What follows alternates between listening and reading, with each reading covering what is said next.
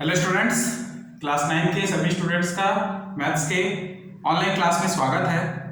आज की क्लास में हम नए चैप्टर नंबर 6 संख्याओं में भी खेल को स्टार्ट करने जा रहे हैं। ठीक है, इसमें कुछ महत्वपूर्ण तथ्य को समझेंगे। पहला पॉइंट है संख्याओं को एक अक्षर ए बी सी अथवा दो अक्षर ए बी या सी डी इत्यादि के द्वारा प्रदर्शित किया जाता है। ठीक, एक अक्षर वाले को ए बी सी डी और दो अक्षरों वाले संख्याओं को हम ए बी और सी डी या फिर इसके अलावा और भी डी एफ जी से दर्शाते हैं। ठीक, दूसरा दो अंकों की संख्याओं ए बी आदि को हम 10a प्लस बी लिखते हैं। क्या लिखेंगे? ए बी को 10a प्लस बी। ठीक, तथा तीन अंकों की संख्याओं को जैसे कि ए बी सी तीन अंक की संख्या है को 100a प्लस 10b प्लस सी लिखा जा सकता है। ठीक है, यदि मान लीजिए 365 है तो इसको हम अंकों में लिखें तीन अंकों की संख्याओं के रूप में, तो इसको हम लिखेंगे 100 गुणा 3 प्लस 10 गुणा 6 प्लस 5। ठीक, क्योंकि ये ए बी सी की जगह में है और ए बी सी को हम लिख सकते हैं 100a प्लस 10b प्लस सी। ठीक, उसी रूप में मैंने इसको लिखा है। क्लियर?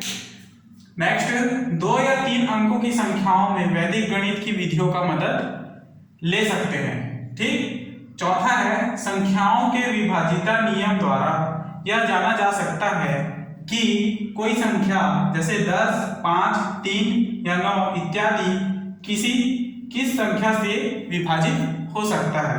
ठीक, किस नियम से? संख्याओं के विभाजिता नियम से यह जाना जा सकता है। क्लियर? तो ये चारों पॉइंट्स आपको याद रखना है इनको। इसी के आधार पे हम क्वेश्चंस को सॉल्व करेंगे। क्लियर? तो क्वेश्चन को हम सॉल्व करते हैं।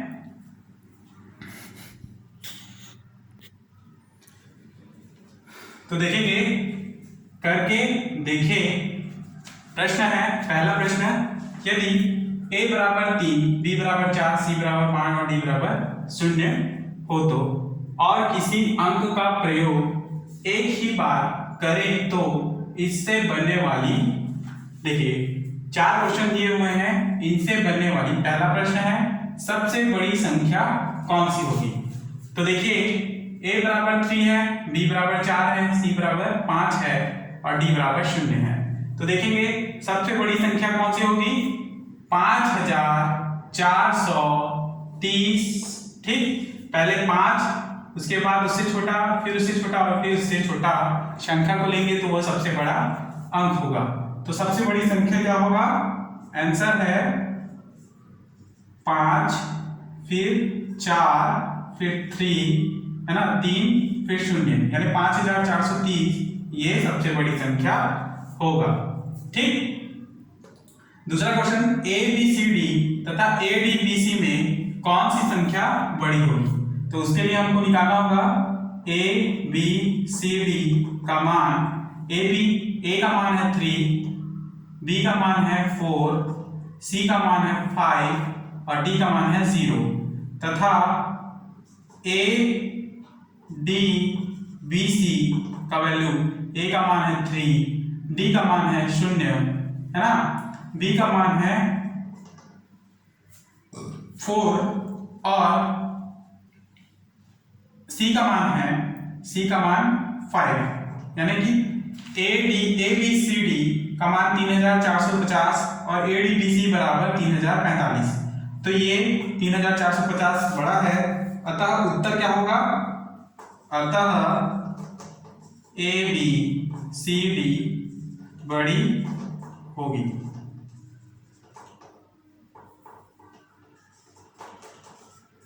ठीक, क्वेश्चन नंबर 3 को देखेंगे, सबसे छोटी संख्या कौन सी होगी तथा वह 3 अंकीय होगी या 4 अंकीय होगी, ये भी हमको पता लगाना है।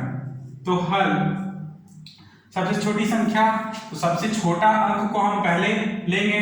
तो सबसे छोटी संख्या क्या है, अंक क्या है 0, ठीक। उसके बाद उससे बड़ा तो 3, उसके बाद उससे बड़ा है 4 और उससे बड़ा है 5। तो एक एक बार हम सभी अंकों का प्रयोग कर चुके हैं, अर्थात 345 सबसे छोटा अंक संख्या है।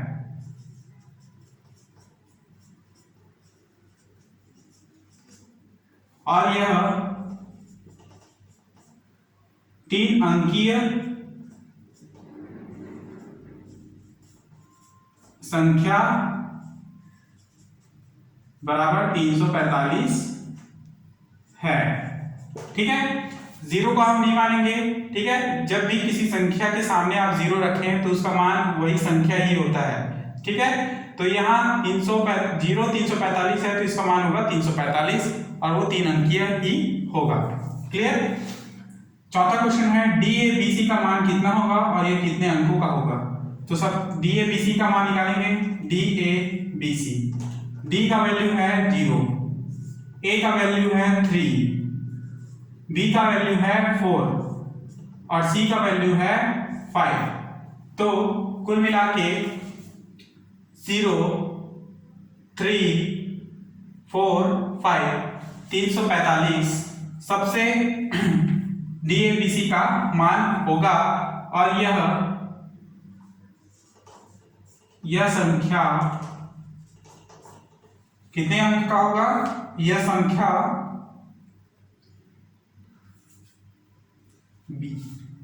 सॉरी यहाँ थोड़ा सा मिस्टेक हुआ है।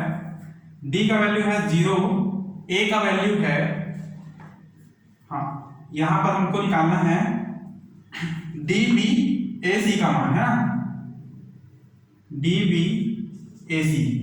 अब ये सही होगा। D का मान है 0, B का मान है 4, A का मान है 3 और C का मान है 5। तो 435 इसका अभिष्ट संख्या है। यह संख्या 3 अंकीय है। कितने अंकीय है, तो 3 अंकीय है। Question number 1 complete. Next question number 2 को समझेंगे।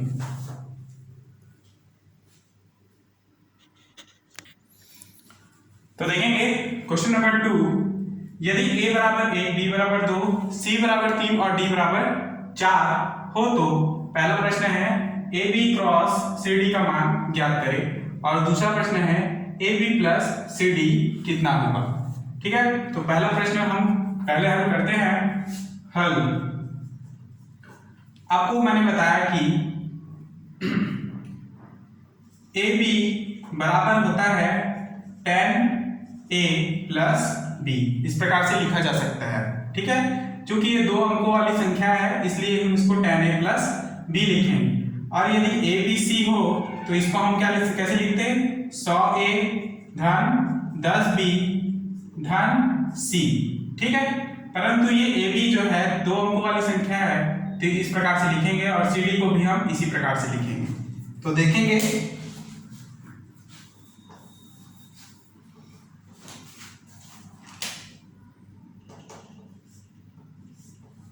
तो AB को हम किस प्रकार से लिखते हैं, कैपिटल A और कैपिटल B है इसलिए यहाँ पे लिखेंगे हल में tan A plus tan capital A plus B, ठीक है, इनटू, या फिर पहले हम AB का मान निकाल लेते हैं फिर BC का मान CD का मान निकालेंगे। तो देखिए tan A का मान क्या है 1 प्लस B का मान है 2, क्या निकलेगा 10 धन 2 बराबर 12। तो AB बराबर क्या निकला, AB बराबर 12।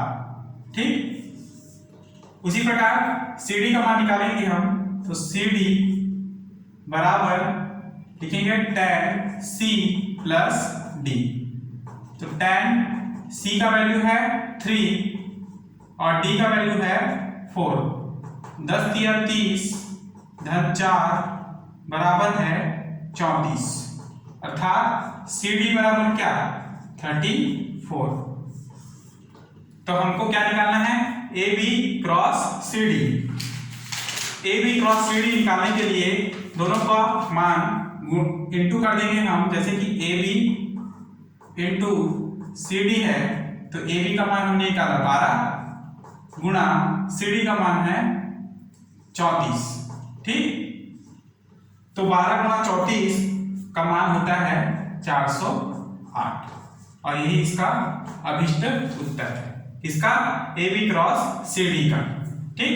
सेम यही इसी प्रकार से हम इस पे भी हल करेंगे, बस यहाँ पर चिन्ह प्लस का होगा। हल सबसे पहले AB निकालेंगे तो AB का मान हमारे पास क्या निकला था, AB का वैल्यू 12, ठीक है।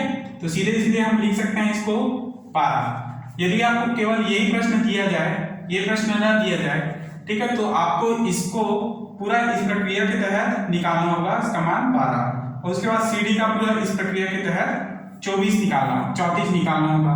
चूंकि हमारे पास प्रश्न में या हमने इसको सॉल्व कर दिया है तो सीधे AB बराबर 12 लिख सकते हैं, तथा CD का मान क्या है यहाँ पर 34। बस इसमें हमको रखना है तो AB प्लस CD बराबर होगा 12 धन 34 बराबर 34 प्लस 12, 34 10 44 2 46, ठीक है। तो AB प्लस CD का मान होगा 46, ठीक, और यही इसका अभिष्ट उत्तर है। क्लियर। नेक्स्ट अगले क्वेश्चन को समझेंगे हम।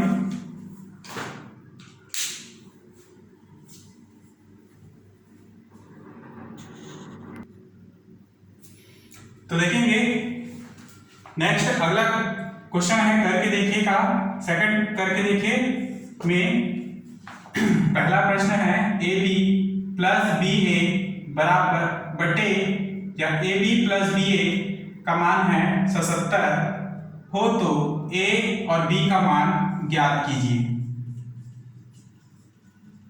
ठीक। तो हम इसको इस प्रकार से लिख सकते हैं AB प्लस BA दोनों का योगफल कितना है 77 है, ठीक।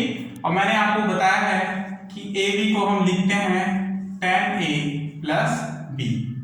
तो यहाँ capital AB capital A capital B को हम लिखेंगे tan A प्लस B।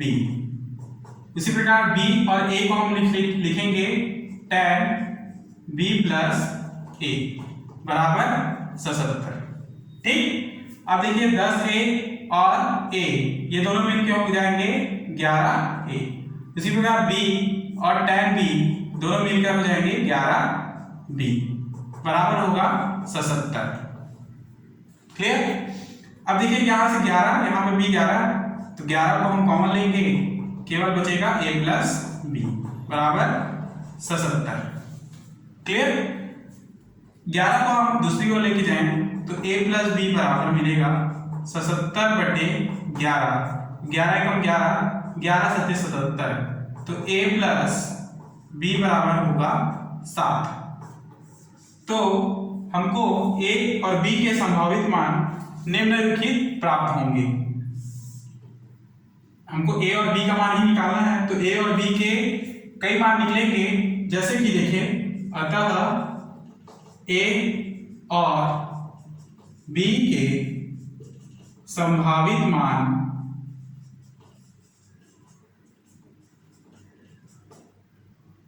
भिन्न हो सकते हैं, ठीक है, भिन्न हो सकते हैं। तो A बराबर, ये पहला मान हो सकता है A बराबर 6 आ सकता है और B बराबर 1। उसी प्रकार दूसरा A बराबर 5 ले सकते हैं, B बराबर 2। उसी प्रकार A बराबर हम 4 ले सकते हैं, B बराबर 3, ठीक। उसी तरह A बराबर हम 3 और B बराबर 4 ले सकते हैं, ठीक है। पांचवें नंबर पे A बराबर हम 2 और b बराबर 5 ले सकते हैं, तथा छठे नंबर पे a बराबर हम 1 तथा b बराबर ले सकते हैं 6। तो यहाँ पर a प्लस b में मान रखने पर आपको सभी के मान में 7 ही मिलेगा। तो इस प्रकार से a और b के संभावित मान निकाले जा सकते हैं। ठीक, तो ये क्वेश्चन नंबर 1 कंप्लीट हुआ। अगले क्लास में हम इसके आगे के प्रश्नों को हल करेंगे। तब तक आप यहीं तक के अपना नोट्स तैयार करके रखें। ठीक है, नेक्स्ट क्लास में हम पुनः नेक्स्ट अगला क्वेश्चन लेकर आएंगे। तब तक के लिए धन्यवाद।